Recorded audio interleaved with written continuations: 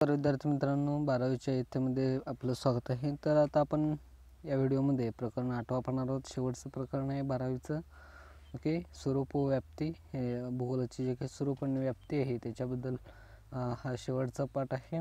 भूगोल आपण आतापर्यंत अभ्यासलेल्या गोष्टीमध्ये, उदाहरणार्थ 6वी पासून 12वी पर्यंत आपण जे काही भूगोल अभ्यासले त्यामध्ये आपण काय शिकलो, भूगोलाचे स्वरूप काय, त्याची व्याप्ती काय, याची थोडक्यात आपण माहिती या पाठामध्ये घेणार आहोत. खूप चांगला तुम्हाला पूर्ण भूगोलाचं सार यामध्ये भेटेल. म्हणजे भूगोल या विषयाची माहिती आणि त्याचे स्वरूप याबद्दल आपण माहिती घेणार आहोत.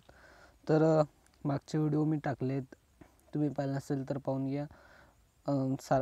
11वीचे आणि 12वीचे व्हिडिओ देखील टाकलेत. तर तुम्हाला काही कमेंट्स असतील तर नक्की करा आणि चॅनलला सबस्क्राईब करत चला, कारण सबस्क्राईब जेव्हा जास्त मिळतील मला पण व्हिडिओ बनवण्याचा, नोट्स वगैरे काढण्याचा जास्त ताकद मिळेल. ओके, लाईक वगैरे दाबत जावा. ओके, चला आपण जाऊयात.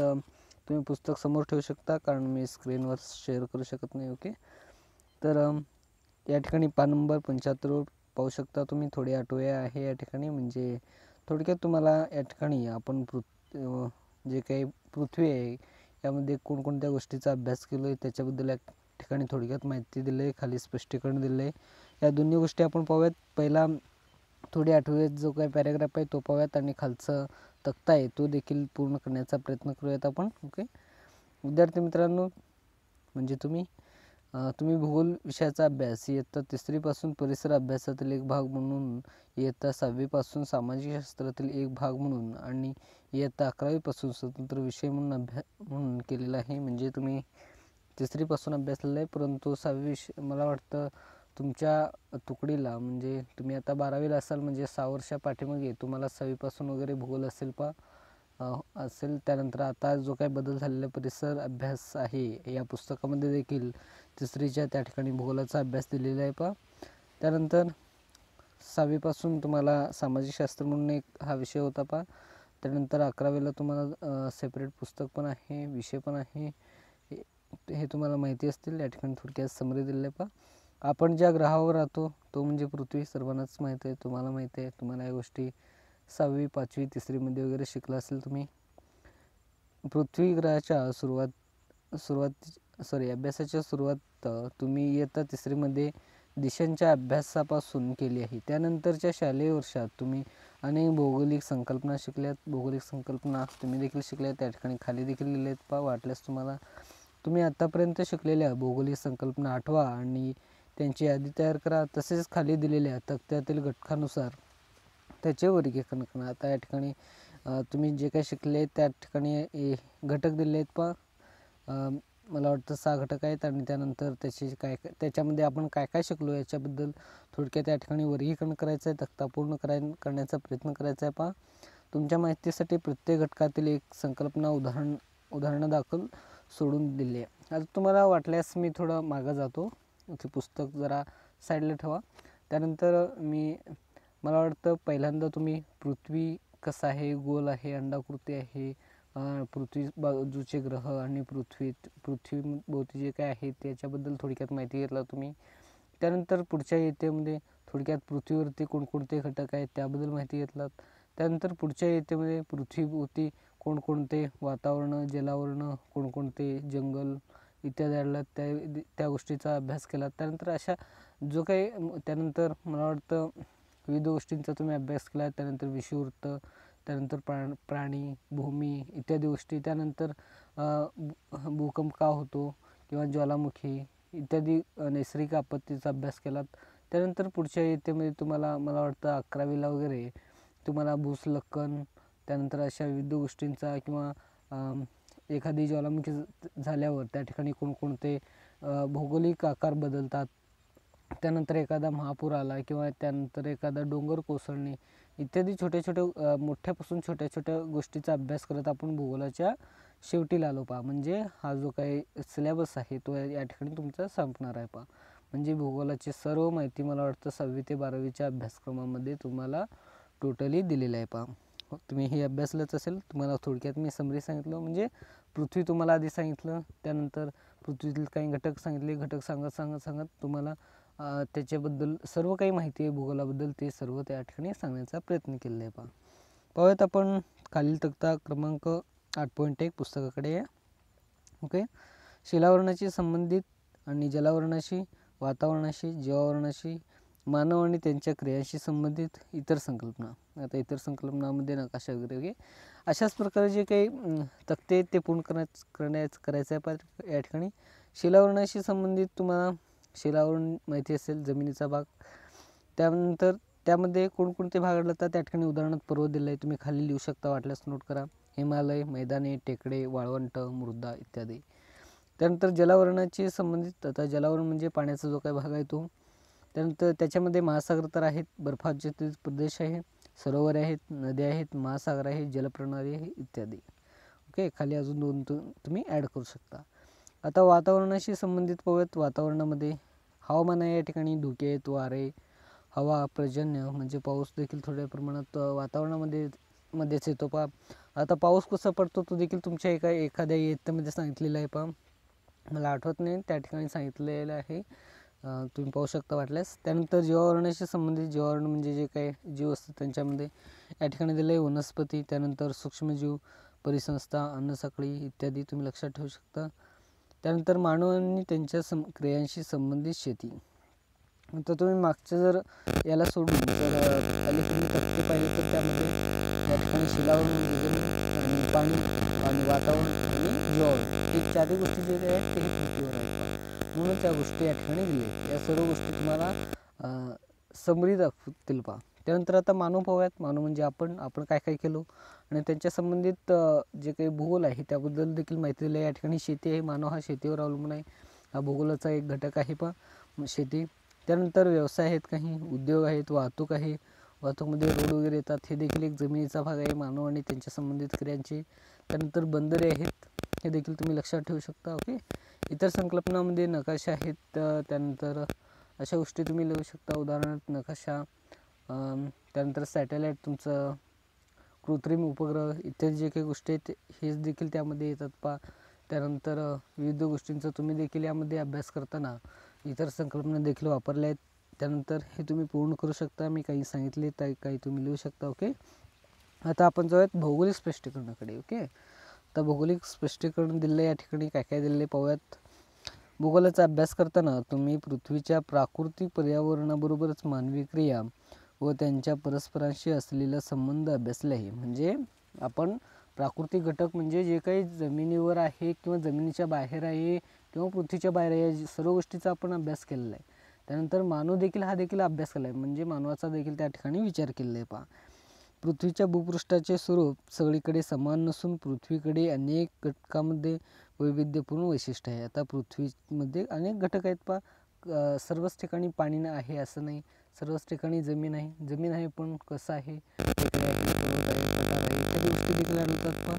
पण त्या ठिकाणी जसे की दिले आहे पर्वत, टेकड्या, मैदाने, पठारे, महासागर, नद्या, सरोवरे, वाळवंट अशा अनेक घटकांचा अभ्यास यामध्ये केला जातो.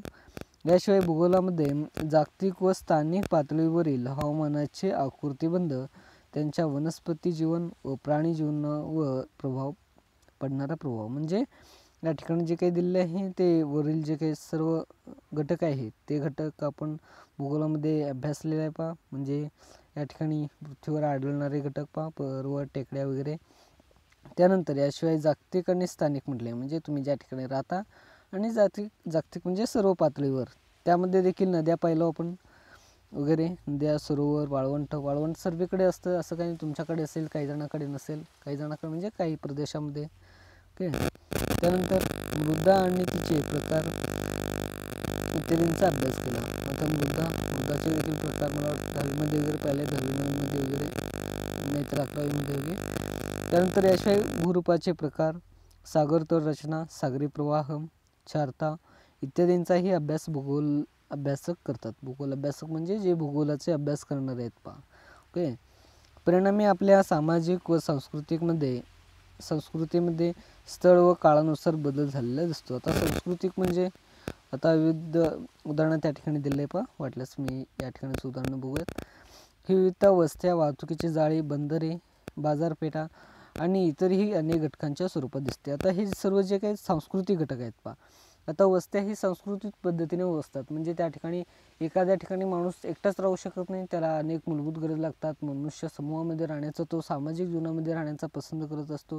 हे देखील एक संस्कृती आहे, ते देखील त्यामध्ये मोडते. त्यानंतर वाहतुकीचे जाळे. आता ग्रामीण भागामध्ये वाहतुकीचे जाळे थोडक्यात कमी असेल, शहरी भागामध्ये जास्त असेल. बाजारपेठ सर्वांना काही मूलभूत गरज सर्वांकडे असतात असं नाही. अन्न, वस्त्र, निवारा, त्यासाठी बाजाराकडे लक्ष द्यावं लागतं, म्हणजे बाजारात जाऊन त्या गोष्टी घ्याव्या लागतात. आता बाजारात येणारे शेतकरी देखील असतात, ते देखील आपले शेती करून त्या ठिकाणी भाजीपाला वगैरे आणत असतात. हे घटक मानवाने त्यांच्या सांस्कृतिक विकासाच्या कालखंडात निर्माण केले आहेत. म्हणजे ते जे काही संस्कृतीचा त्यांचा विकास होत गेला. आता पहिला मानव एकटाच होता, त्यानंतर इतकी मोठी प्रजाती झाली. त्यानंतर या प्रजातीमध्ये आपण दररोज पाहतो किती तंत्रज्ञ आहेत, किती काय काय घडत आहेत, रोज किती गाड्या जात आहेत, हे देखील आपण पाहत असतो. त्यामुळे हानिकारक देखील होत असतात काही गोष्टी. आता तुम्ही एखाद्या ठिकाणी जर निवांत बसा, ओके, म्हणजे एका रोडच्या साईडला बसा, त्या ठिकाणी तुम्ही मोजलात तरी देखील गाड्या काही कमी होणार नाहीत. म्हणजे इतक्या गाड्या चाललेल्या असतात, तरी पण लोक कुठं जातात हे नेमकं कळत नाही. पण ते एक चाललेली प्रोसेस, ते सर्व लोक कामाला वगैरे जात असतात. पण या गोष्टीकडे पाहत असताना इतकी गाडी जातात, एवढ्या मोठ्या प्रमाणात गाड्या गेल्यावर म्हणजे गाडी चालवणाऱ्यामध्ये आणि गाडीची जे काही फ्यूल निघतात, त्यामुळे पर्यावरणामुळे होणारे जे काही परिणाम आहेत, त्या देखील गोष्टी महत्त्वाच्या असतात. म्हणजे मानव हा फक्त एखाद्या सोयीमुळे गाडी वापरतो, पण त्याचे विपरीत परिणाम देखील होताना दिसत आहेत. आपण विविध विषयाकडे, ओके. भूगोल अभ्यास घटकाचे दोन मुख्य प्रकारात विभाजन करता येते, प्राकृतिक घटक व मानवी घटक. आता प्राकृतिकपेक्षा जास्त मानवी घटक झालेला आहे म्हणजे जमिनीवर. आता प्राकृतिक घटक थोडक्यात कमी करण्यात आलेला आहे, म्हणजे कमी झालेला आहे कारण सर्वकडे मानवी वस्ती होत आहे. त्यामुळे आता मानवी वस्तीमध्ये काय येणार आहे, किंवा मानवी घटकामध्ये घरे येणार आहेत, रोड येणार आहे, रस्ते येणार आहेत, बंदरे येणार आहेत, वस्त्या येणार आहेत, इत्यादी गोष्टी येणार आहेत. प्राकृतिक घटक म्हणजे जंगल, नद्या, सरोवरे इत्यादी गोष्टी थोडक्यात जरा संपुष्टात किंवा कमकुवत आलेल्या आहेत. यामुळे भूगोलाचा प्राकृतिक भूगोल व मानवी भूगोल अशा दोन शाखांचा उगम झाला. आता तुम्हाला एक या ठिकाणी स्वरूप सांगत असताना तर या ठिकाणी बघूयात आपण. तर भूगोल आहे हा एक विषय, त्याच्यामध्ये तुम्हाला त्या ठिकाणी सोप्या प्रकारात समजून घेण्यासाठी किंवा त्याचे तुम्हाला जो काही डायग्राम आहे त्याद्वारे समजण्यासाठी येईल असं त्यांचं म्हटलं आहे. आता तुम्ही एक डायग्राम काढू शकता वाटल्यास. वरती भूगोल लिहा, त्याचे 2 भाग करा. 2 भागामध्ये दोन्ही भागाच्या खाली लिहा प्राकृतिक आणि मानवी घटक या दोन्ही शाखा लक्षात ठेवा, म्हणजे त्याचा जो काही उगम आहे ते तुम्हाला लक्षात येईल. आता दुसऱ्या पॅराग्राफकडे जाऊयात आपण. प्राकृतिक भूगोलात, आता प्राकृतिक भूगोलाच्या खाली लिहू शकता तुम्ही जो काही तुम्ही एक पॅराग्राफ बनवला आहे त्यामध्ये लिहा भूरूपे, जलप्रणाली, भूस्वरूप, भूउठाव, वातावरणाचे घटक, रचना, हवा व हवामान, वारे, पर्जन्य, हवामान प्रकार, जलावरणातील सागर, महासागर, सरोवरे, नद्या इत्यादी घटकांचा आणि जीवावरणातील जीवनामध्ये मानवासह. आता आपण मानवाचे जे काही घटक आहेत ते पाहूयात. मानवासह म्हणजे मानव आणि जीवावरण या दोन्हीतील संबंध आहेत. सूक्ष्मजीव, परिसंस्था, अन्नसाखळी, पारिस्थितिकीय संतुलन इत्यादींचा समावेश होतो. मानवी भूगोलात मानव आणि त्यांचे पर्यावरणाशी असणारे संबंध आणि जगातील मानवाच्या विविध सामाजिक व पर्यावरण विषयासंदर्भात विविध गुणधर्मांच्या वितरणाचा अभ्यास केला आहे. म्हणजे आता प्राकृतिक घटकामध्ये पाहिलं आपण. आता त्यानंतर मानवी घटकामध्ये देखील विविध घटकांचा त्या ठिकाणी अभ्यास केला आहे. म्हणजे मानवी घटकामध्ये सामाजिक, म्हणजे समाजातील जे काही घटक आहेत ते देखील महत्त्वाचे असतात. उदाहरणार्थ आपण मागच्या वेळेस पाहिल्याप्रमाणे जे काही बाजारपेठ आहे, वाहतुकीचे जाळे आहेत, हे देखील महत्त्वाचे आहेत. त्यानंतर हे जे काही पर्यावरण आणि मानव, आता तुम्ही पर्यावरणाचे या ठिकाणी घटक दिले, मानवाचे तुम्ही जोडू शकता. वाहतूक आहे, घरे आहेत, आत्ताशी मी सांगितल्याप्रमाणे या गोष्टी तुम्ही म्हणजे तुम्हाला स्वरूपमध्ये तुम्हाला पटकन लक्षात येईल. एक डायग्राम मी असे सांगितल्याप्रमाणे तुम्ही लक्षात ठेवू शकता. आता मूळ विषयाकडे येऊयात आपण, ओके. विद्याशाखा म्हणून भूगोलाचं स्वरूप. आता विद्याशाखा म्हणजे एक, आता हे एक पुस्तक आहे, ते देखील एक विद्याशाखा आहे. म्हणजे एक अभ्यास करण्याची जी काही शाखा असते ते म्हणून भूगोलाचे जे काही स्वरूप आहे ते पाहूयात. आता अभ्यास करण्यासाठी भूगोल हा महत्त्वाचा काय, असा एक प्रश्नाचं या ठिकाणी उत्तर दिल्यासारखं हा घटक आहे. थोडक्यात आहे या ठिकाणी पाहूयात आपण आहे. त्यानंतर भूगोल, मला वाटतं पान नंबर मी 76 आहे, 76वरती येऊ शकता तुम्ही. भूगोल म्हणजे पृथ्वी आणि तिच्याशी संबंधित मूलभूत घटकांचा अभ्यास होय. आता भूगोलाची थोडक्यात या ठिकाणी व्याख्या काही वेळेस विचारली जाऊ शकते पहा, म्हणजे एका वाक्यात उत्तरे वगैरे या ठिकाणी विचारली जाऊ शकतात. भूगोल म्हणजे पृथ्वी आणि तिच्या संबंधित मूलभूत घटक.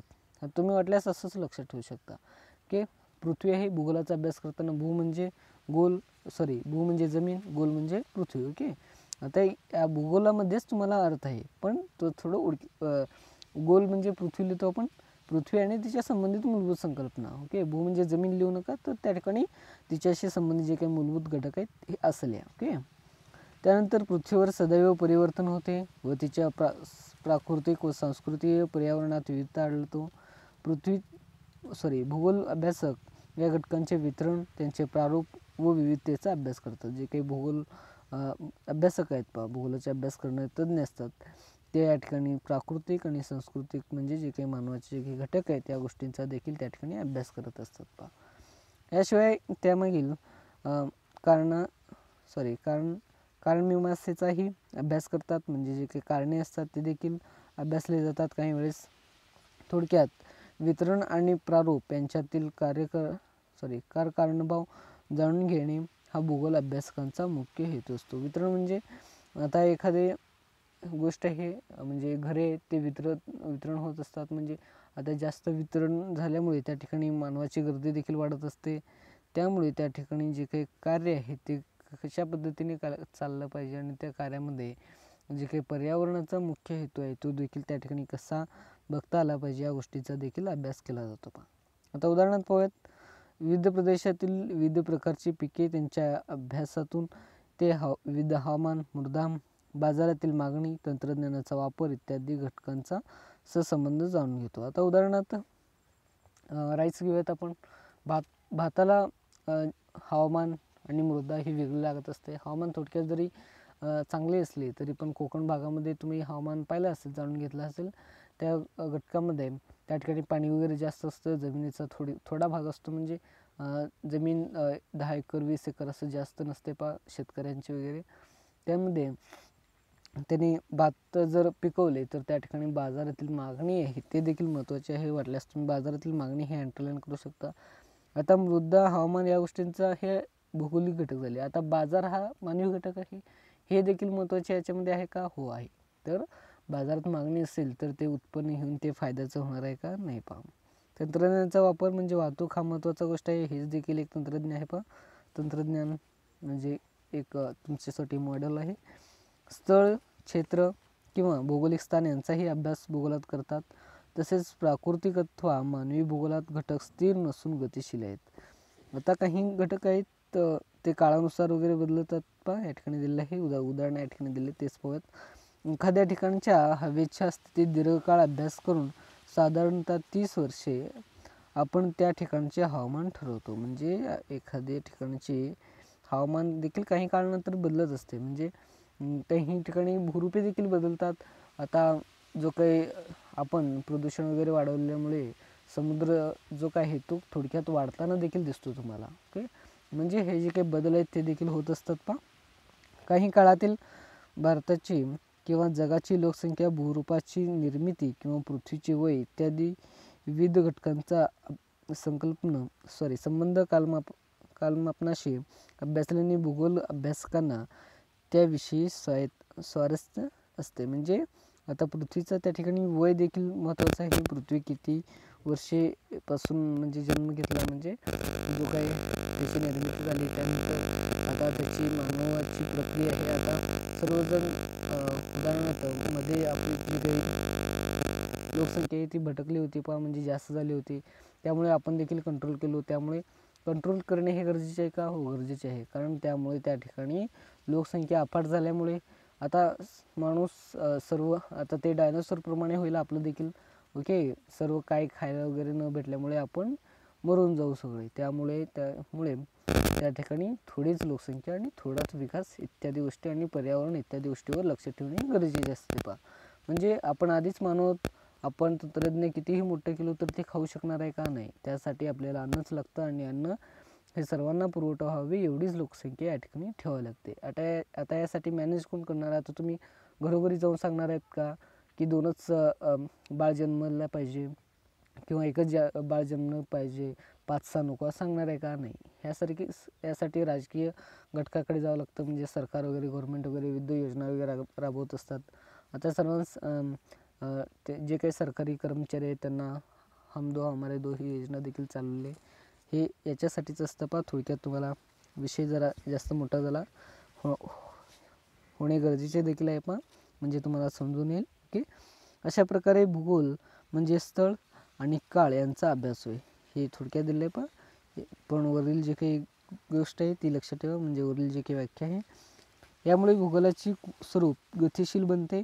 थोडक्यात भूगोल अभ्यासक कुठे, केव्हा, काय आणि का या प्रश्नांचे उत्तर देण्याचा प्रयत्न करतात. आता भूगोल अभ्यासकांना आपण वरती जे काही गोष्टी पाहिलो त्यामुळे जे काही स्वरूप आहे ते त्या ठिकाणी बनत असते, म्हणजे स्वरूप त्यांनी लक्षात ठेवत असतात किंवा अभ्यास करत असतात. त्यामुळे त्या ठिकाणी त्यांचे जे काही प्रश्न असतात ते देखील सोडवण्याचा प्रयत्न करतात. आता काही प्रदेशात त्सुनामी येणार आहे किंवा त्या ठिकाणी जास्त पर्जन्य होणार आहे इत्यादी गोष्टी देखील सांगितल्या जातात. तर कशा पद्धतीने? तर ह्या भूगोलाच्या अभ्यास पद्धतीने पहा. ओके. त्यानंतर आकृती क्रमांक 8 पहा. तुम्हाला वाटल्यास या ठिकाणी स्पष्टीकरण आहे ते पाहूयात. आधी सांगा ते पाहूयात. भूगोलाच्या अभ्यासातून प्राप्त केलेल्या कौशल्याची यादी तयार करा. सूचना: तुम्ही याकरिता या पुस्तकातील व मागील इयत्ता पुस्तकातील अध्ययन निष्पत्ती पाहू शकता. आकृती 8.1 मध्ये काही उदाहरणे दिली. आता कौशल्य, जे काही भूगोलाचे कौशल्य आहेत, तुमचे देखील काही कौशल्य असतात, म्हणजे तयार वगैरे करण्याची किंवा अभ्यास करण्याची हे देखील एक कौशल्य आहे. त्यानंतर भूगोलाच्या अभ्यासातून काय आपण कौशल्य प्राप्त केले ते पाहूयात. आता तुम्हाला जर कॉम्प्युटर वगैरे शिकायला आवडत असेल तर टायपिंग वगैरे हे तुमचं कौशल्य आहे, ते तुम्ही शिकलात वगैरे. आता भूगोलामध्ये तुम्ही काय शिकलात? तर तुम्ही म्हणाल सर आम्ही भूगोलामध्ये काय शिकू, भूगोलामध्ये तेवढं काय, जमीन वगैरे खोदत बसू का? नाही. तर यामध्ये देखील तज्ज्ञ असतात. काही भागामध्ये देखील भूगोल हा महत्त्वाचा विषय असतो. भूगोल हा खूप महत्त्वाचा आहे. तुम्हाला जर संधी वगैरे या ठिकाणी दिलेले असतील मागं बघूयात ते, म्हणजे संधी खूप मोठ्या प्रमाणात आहेत भूगोलामध्ये देखील. आता त्याआधी भूगोल अभ्यासकांची कौशल्य पाहूयात. आता भूगोल या ठिकाणी दिलं आहे तुम्हाला जर भूगोलामध्ये नोकरी पाहिजे असेल तर किंवा एखादी कौशल्य अवगत करून घ्यायचे असेल तर या ठिकाणी दिले विधाचे सुसंघटन, आलेख व नकाशाद्वारे विधाचे सादरीकरण, म्हणजे आलेख हे देखील महत्त्वाचे असतं. काही वेळेस तुम्हाला आलेख वगैरे बनवता आला पाहिजे. सांख्यिकीय पद्धतीद्वारे विधाचे विश्लेषण, अहवाल लेखन आणि निष्पत्ती सादरीकरण, भूसर्वेक्षण, आधुनिक तंत्रज्ञान व उपकरणाच्या सहाय्याने, म्हणजे काही वेळेस तंत्रज्ञ वगैरे म्हणजे काही ॲपद्वारे वगैरे सर्वे निघत असतात. उदाहरणार्थ तुम्हाला अर्थ नावाचा एक ॲप आहे, त्यामध्ये देखील भूगोलामध्ये तुम्ही झूम करून काही नकाशे वगैरे पाहू शकता. म्हणजे हे ॲप देखील तयार करणे हे देखील एक कला आहे त्यानंतर विधा विवेचन, म्हणजे सांख्यिकी माहिती, म्हणजे एखादी माहिती तुम्हाला काढता आला पाहिजे, सर्वे करता आला पाहिजे. नकाशा काढणे हा देखील महत्त्वाचा आहे. निरीक्षण, आता निरीक्षण क्षमता हे देखील महत्त्वाचे आहे. काही वेळेस तुम्ही सॅटेलाईटद्वारे नकाशे वगैरे पाहत असता, त्यामुळे त्या ठिकाणी निरीक्षण, हा पर्वत आहे, हा पठार आहे, या गोष्टी देखील महत्त्वाच्या असतात. विधाचे संकलन, सर्वेक्षण, छायाचित्रे, उपग्रहीय प्रतिमा इत्यादीद्वारे माहितीचे संकलन केले जाते. आता या गोष्टीचं आपण स्पष्टीकरण पाहूयात. ओके, भौगोलिक स्पष्टीकरण. त्यानंतर भूगोलाच्या अभ्यासासाठी आवश्यक कौशल्य आणि पद्धती, म्हणजे भूगोलामध्ये जे काही कौशल्य असतात ते पाहूयात आपण. विविध तंत्रे यामुळे विषयाचे स्वरूप प्रायोगिकता आणि कृतीशील बनते. आता कौशल्य, पद्धती आणि विविध तंत्रे या तिन्ही गोष्टीचा जर आपण विचार केला तर या ठिकाणी जो काही अभ्यास आहे तो ते एक चांगल्या पद्धतीने प्रायोगिक, म्हणजे चांगल्या पद्धतीने आणि कृतीशील बनते. काही प्रयोग देखील असतात यामध्ये. या विषयांचा अभ्यास हा शास्त्रशुद्ध आहे व त्याच्या नेहमीच प्रयोगशीलता, माहिती निरीक्षण प्रकार, माहितीचे विश्लेषण आणि संशोधन निष्कर्ष यांची जोड दिलेली असते. भूगोल विषय फक्त सिद्धांतावर आधारित नसून त्याला विविध साधने व तंत्रे याद्वारे माहिती संकलन, विश्लेषण यावर आधारित पुराव्याची जोड लागते. म्हणजे भूगोल जो आहे तो देखील एक बंद शाळेत अभ्यास करत नाही, तर काही वेळेस त्याचे निरीक्षण देखील बाह्यांगाने देखील होत असतात. आता भूगोलाचं तुम्हाला एक जॉब सांगतो किंवा जॉब काही जण करत आहेत. तुम्ही पंचांग वगैरे सांगता, ह्या गोष्टी ऐकल्या असेल तुमच्या देखील घरामध्ये वगैरे. हे जे काही सांगणारे असतात पहा, किंवा तुमचं जे काही जन्म नाव आहे त्याच्या आधी जो काही मूळ नाव वगैरे असतो पहा, ते जन्म नाव असं विचारत असतात. तर त्यानंतर तर आजचा ग्रह चांगला आहे का, आजचा दिवस चांगला आहे का, मुहूर्त चांगला आहे का, हे जे काही बघत असतात ना, हे देखील एक याचे देखील अभ्यास आहे, ते देखील एक भूगोलामध्येच मोडतं. आता उपग्रह फिरत असतात, ओके, म्हणजे चंद्र पृथ्वी त्या गोष्टी फिरत असताना त्यामध्ये आपण जो काही अभ्यास आहे तो काही प्रमाणात आपण भूगोलामध्ये केलेले असतात पहा. म्हणजे तुम्हाला ह्या गोष्टी माहीत आहेत का, मंगळ कुठं आहे, सूर्य कुठं आहे, चंद्रग्रहण कधी येतो, सूर्यग्रहण कधी येतो. आता यामध्ये काही वेळेस हे जे काय आहे ते देखील एका कॅलेंडर वगैरे लिहित असतात, त्यांना देखील त्या ठिकाणी देखील एक भूगोल अभ्यासक पाहिजे असतो. ओके, म्हणजे जे काही भूगोलाचे अभ्यास आहे ते देखील यामध्ये महत्त्वाचा असतो. ओके, म्हणजे जे काही कॅलेंडर बनवणे वगैरे, पंचांग वगैरे सांगणे, यांनी देखील भूगोलाचा 50% वगैरे अभ्यास केलेलाच असतात पहा. ओके, आपण पॅराग्राफकडे येऊयात. सुरुवातीच्या काळात निरीक्षणातून भूगोलाचा विकासास सुरुवात झाली, म्हणजे निरीक्षण करण्यातून पहा. या विषयाचा मागील इतिहास पाहिला तर आपल्याला जसे दिसून येईल की आधीच्या भूगोल अभ्यासकांनी पृथ्वीचे वर्णनात्मक पुष्कळ लिखाण केले आहे. यामध्ये सर्वात उल्लेखनीय कार्य ग्रीक तत्त्वज्ञ हेक्टस यांचे आहे. आता सर्वच लोक ग्रीक हे शास्त्रज्ञ खूप चांगले असतील, त्यांनी सर्वच भागामध्ये विकास केलेला आहे पहा. ग्रीक तुम्ही ऐकलं असेल, ग्रीक देशाचे लोक ते खूप चांगल्या हुशार वगैरे असतात. ते मागचे जे काय आहेत, मागचे आपण इतिहास वगैरे पाहत असताना यांचं नाव जास्त वेळा येत असतात पहा. ओके, यांचे पुस्तक गेस पिरियडस म्हणजे पृथ्वीचे वर्णन हे इसवी सन पूर्व 6व्या शतकाच्या शेवटापूर्वी प्रकाशित झालेले असावे म्हटले आहे पहा. हे देखील एक निष्कर्ष आहे, म्हणजे जे काही चाणक्य आहे त्यांच्या वेळेस वगैरे असावे पहा. मी एक तुम्हाला मॉडेल सांगितलं, चाणक्य देखील 5व्या काळामध्ये होते, 5व्या दशकामध्ये इसवी सन पूर्व पहा. त्यानंतर 5व्या दशकामध्ये नाही, 5व्या शतकामध्ये. ओके, हे पुस्तक भूमध्य सागर, बेटे, समुद्रधुनी यांची सखोल माहिती देते. त्याचबरोबर जगातील सर्व देशांच्या सामान्य आराखड्याचे वर्णन यात केले जाते. आकृती 8.1 टॉलेमीचे जिओग्राफी हे दुसरे एक महत्त्वाचे पुस्तक असून यात वर्णनाबरोबरच नकाशा पुस्तकांचाही अंतर्भाव केलेला आहे. म्हणजे या ठिकाणी 8 तुम्ही जर पाहिलात तर हेक्टस या ग्रीक भूगोल तज्ज्ञाचे काढलेले नकाशा, म्हणजे पूर्वी नकाशा असा असेल, आता तुम्ही पाहिला असेल तर नकाशा तुम्हाला लक्षात येईल. म्हणजे अमेरिका एकीकडे आहे, आफ्रिका एकीकडे आहे, आशिया एकीकडे आहे, ऑस्ट्रेलिया तर खूपच लांब गेलेला आहे, खूप म्हणजे थोडंफार गेलं आहे.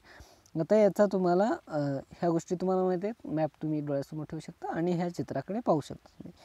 मला वाटतं पान नंबर 77 8.2 या चित्राकडे पहा किंवा आकृतीकडे पहा. आता तुम्हाला आशिया दिसेल, या ठिकाणी इंडिया देखील दिसेल पहा. त्यानंतर इकडं लिबिया दिसेल, या ठिकाणी जे काही अरबिया दिसेल, ह्या ठिकाणी देश दिले आहेत पहा तुम्हाला. म्हणजे पूर्वी हे जे काय आहे हे नकाशा असं होतं, असं त्यांचं म्हणणं आहे पहा. आता तुम्हाला माहिती असेल कसं आहे. ओके, म्हणजे हे देखील तुम्ही काही वेळेस लक्षात ठेवू शकता. आता भूगोलाचा अभ्यास करताना आता आधुनिक नकाशा पाहिला, पण पूर्वीचा नकाशा काही जण विचारतात, हे देखील महत्त्वाचे आहे पहा. ओके, आणखी एक महत्त्वाचे पुस्तक म्हणजे रोमन तत्त्ववेत्ते स्ट्रॅबो यांनी लिहिलेल्या जिओग्राफिकम हे पुस्तक भूगोल विषयाचे माहितीचा ज्ञानकोश असून यात 17 खंड समावेश. आधुनिक शास्त्रज्ञांचे नाव लक्षात ठेवा. काही वेळेस आकृती दिलेली असतात, नाव लिहा म्हणतात किंवा नावे दिले असतात, काही वेळेस आकृती वगैरे काढायला सांगत असतात पहा. किंवा चुकीची जोडीमध्ये हेक्टसांची नकाशा आणि त्यानंतर स्ट्रॅबो या रोमन तत्त्वज्ञांचे नकाशा, ह्या दोन्ही गोष्टी येऊ शकतात पहा पेपरमध्ये. म्हणजे समरी हे महत्त्वाचं आहे, हे पेपरमध्ये 1-2 क्वेश्चन येतच असतात. ओके, आता तुम्ही वरती हेक्टसांचा नकाशा पाहिला, खाली स्ट्रॅबो यांचा नकाशा पहा. म्हणजे पहिला कसं असेल, या ठिकाणी दिले लिबिया, युरोप, आशिया या तिन्ही खंडांचा या ठिकाणी त्यांनी माहिती दिली. आशिया असेल पूर्वी नकाशा, त्यानंतर जमिनीचा भाग, त्यानंतर त्याला विविध भागामध्ये डिवाइड होत गेलं किंवा पाणी वगैरे वाढत गेलं इत्यादी गोष्टी कारणीभूत असू शकतात पहा. त्यानंतर पाहूयात आपण अशा प्रकारे भूगोल अभ्यासकामध्ये आवश्यक कौशल्यामुळे पृथ्वीवरील मूलभूत घटकांच्या निरीक्षणाबरोबरच त्यांचे त्यांचे विश्लेषण करण्याची क्षमता निर्माण होते. भूगोल तज्ञांच्या व कौशल्यामुळे नवनवीन शाखांचा विकास होऊन काळानुसार भूगोल विषय अधिक समृद्ध झाला. म्हणजे काही वेळेस पूर्वीचे जे घटक असतात त्याच्या आधारावर पुढील घटक हे शोधत जात असतात पहा. आता या ठिकाणी सांगा पोहायत दिलेल्या मुद्द्याच्या अनुषंगाने त्यांचे भूगोल विषयातील महत्त्वाची यावर चर्चा करा. या ठिकाणी भूगोल विषयासंबंधित काही अंगे दिले ते पाहूयात. पर्यावरण विरुद्ध मानव. आता मी मगाशी एक गोष्ट सांगितली. आता मानवाचे जे काही तुम्हाला पाहिलं निरीक्षण करायला सांगितलं की एका ठिकाणी बसा की गाड्या पहा, तुम्ही गाड्या घेत जातात, पर्यावरणाला कसे नुकसान होते असतील. हे देखील पर्यावरण काही वेळेस खवळलं तर ते मानवाला देखील ऐकू शकत नाही. ओके, म्हणजे त्या ठिकाणी सुनामी असतात, भूकंप असतात, ज्वालामुखी वगैरे या गोष्टी असतात पहा. या गोष्टीवर तुम्ही चर्चा करू शकता. मी आता सांगितल्याप्रमाणे भारताचा संपूर्ण अभ्यास विरुद्ध भारतातील फक्त शेतीचा अभ्यास. आता सर्व अभ्यास म्हणजे हिमालय आहे, पर्वत आहे, पठार आहे इत्यादी गोष्टीमध्ये शेती हा भारतामध्ये मोठ्या प्रमाणात केली जाते. शेतीसाठी अनुकूल देखील आहे पण भारताचा जमिनीचा भाग आहे. म्हणजे या गोष्टीचा अभ्यास करत असताना त्याच्या विरुद्ध बाजू आपण लक्षात येईल. म्हणजे जे काही पर्वत पठार आहे त्याच्या विरुद्ध शेती असे तुम्ही या ठिकाणी विभाजन करून चर्चा करू शकता. त्यानंतर या ठिकाणी भौगोलिक स्पष्टीकरण पाहूयात. मला वाटतं पान नंबर 78 वर आहे. जेव्हा तुम्ही या मुद्द्यावर चर्चा करता तेव्हा तुम्हाला असे जाणवत असेल की भूगोलाच्या अभ्यासात दोन विरोधाभासी दृष्टिकोन आहेत. आता विरोधाभासी दृष्टिकोन पाहिलात तुम्ही, पूर्वीचे नकाशे, आत्ताच्या नकाशा अशा प्रकारे. उदाहरणार्थ निसर्ग आपल्यावर अभिराज करतो की मानव निसर्गावर अभिराज करतो. म्हणजे तुम्हाला लक्षात आलं असेल, आता निसर्ग खवळलं तर मानवाला संपुष्टात आणू शकतो आणि मानव खवळलं तर निसर्गाला संपुष्टात आणू शकतो. आता मानव कसं संपुष्टात आणू शकेल? आता निसर्ग खवळलं तर काही गोष्टी सांगू शकतो आपण, ज्वालामुखी आहे, भूकंप आहे, सुनामी आहे इत्यादी गोष्टी. त्यानंतर मानव खवळला तर म्हणजे काही देशामध्ये युद्ध होत असतात, न्यूक्लिअर बॉम्ब्स वगैरे अणुबॉम्ब असतात, ते टाकल्यावर काय होतं, सर्व संपुष्टात होतं. म्हणजे न्यूक्लिअर बॉम्ब हे देखील एक महत्त्वाचा भाग आहे पहा. यामध्ये निसर्ग मानव त्याच्यावर राज्य करण्याचा, पण निसर्गावर टाकलेला आपण देखील त्यामध्ये येतो, अणुबॉम्ब वगैरे, त्यामुळे आपण देखील जातो पहा. त्यामुळे या गोष्टीचा यूज वगैरे केला जात नाही. चला आपण पाहूयात. जेव्हा आपण भूगोल शिकतो तेव्हा आपण प्रदेशाचा अभ्यास करायचा की प्रदेशातील विविध विभागांचा अभ्यास करायचा, हे काही प्रश्न आहेत. म्हणजे भूगोल अभ्यास करत असताना आपण काही प्रदेश म्हणजे टेकड्या, पर्वत, पठार त्यांचा अभ्यास करायचा किंवा भूगोलाचा. ओके, जे भूगोल अभ्यासकाला नेहमीच पडतात, म्हणजे हे जे काही प्रश्न आहेत हे देखील अभ्यासकाला देखील पडत असतात पहा. या विरोधाभासाला भूगोलातील द्वैतवाद म्हणतात. आता तुम्हाला मला वाटतं 10वी मध्ये तुम्हाला एक पॅराग्राफमध्ये दिलं असेल द्वैतवाद. ओके, हे तुम्हाला वाटतं हिस्ट्रीमध्ये वगैरे असेल, ते तुम्ही वाटल्यास पाहू शकता किंवा 11वीमध्ये वगैरे असेल. या संदर्भात यांचा म्हणजे जो प्रश्न आहे तो इकडून पण चांगला आहे आणि इकडून पण चांगला आहे. म्हणजे दोन्ही गोष्टी जर खवळल्या तर दोन्हीवर त्या ठिकाणी परिणाम होऊ शकतो. म्हणजे त्यालाच द्वैतवाद असे म्हणतात पहा. ओके, याचा संदर्भ दोन परस्पर विरोधी किंवा स्वतंत्र दृष्टिकोन यांच्याशी आहे. उदाहरणार्थ काही भूगोल तज्ञांच्या दृष्टिकोनानुसार निसर्ग हा मानवापेक्षा श्रेष्ठ आहे, यास निसर्गवाद असे म्हणतात. म्हणजे आता आपण देखील म्हणतो निसर्गापेक्षा श्रेष्ठ मानव आहे किंवा मानवापेक्षा श्रेष्ठ निसर्ग आहे. तर काहींच्या मते मानव निसर्गावर ताबा मिळवू शकतो, याचा संभाव्यवाद असे आहे. या व्यतिरिक्त भूगोलात अनेक दैववाद आहेत, यामुळे भूगोलाचे स्वरूप दैववादी बनले आहे. म्हणजे स्वरूप तुम्हाला थोडक्यात लक्षात आलं असेल. या गोष्टी याच्यावर मानवावर अवलंबून आहेत, प्राकृतिक घटक किंवा भूगोल, आणि भूगोलाचे घटक मानवावर अवलंबून आहेत. त्यावेळेस काहीमध्ये वाद देखील होऊ शकतो पण. त्यानंतर आपण व्याप्ती पाहूयात. व्याप्ती मी स्क्रीनवर देखील दोन्ही नकाशे दिलेत, वाटल्यास तुम्ही पाहू शकता.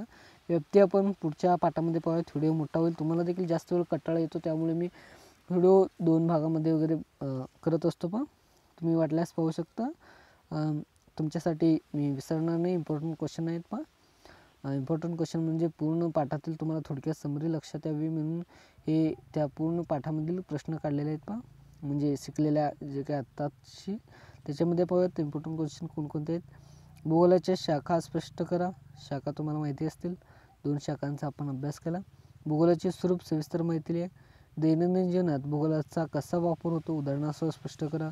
भूगोलाचे स्वरूप सविस्तर माहिती लिहा. हे देखील स्वरूप म्हणून काही वेळेस येऊ शकतं पहा, तुम्हाला स्वरूप लक्षात घेता आला पाहिजे. ओके. त्यानंतर आता मी इथेच थांबतो. चॅनलला सबस्क्राईब करा आणि शेअर पण करत जावा, दुसऱ्याकडून पण सबस्क्राईब करून घेत जावा. ओके, म्हणजे मला देखील व्हिडिओ बनवताना आनंद होईलच. ओके, तुम्हाला देखील होईलच. आणि कमेंट बॉक्समध्ये काहीतरी लिहा. ओके, गुड तर म्हणा, नाहीतर काही चांगल्या पद्धतीने आलं असेल तर तुम्हाला कसं वाटेल, आणि काही तुम्हाला प्रश्न वगैरे विचारायचा असेल तर तुम्ही नक्की कमेंट बॉक्समध्ये विचारा. ओके, त्यानंतर आता मी ते सांगतो. जय हिंद, जय भारत.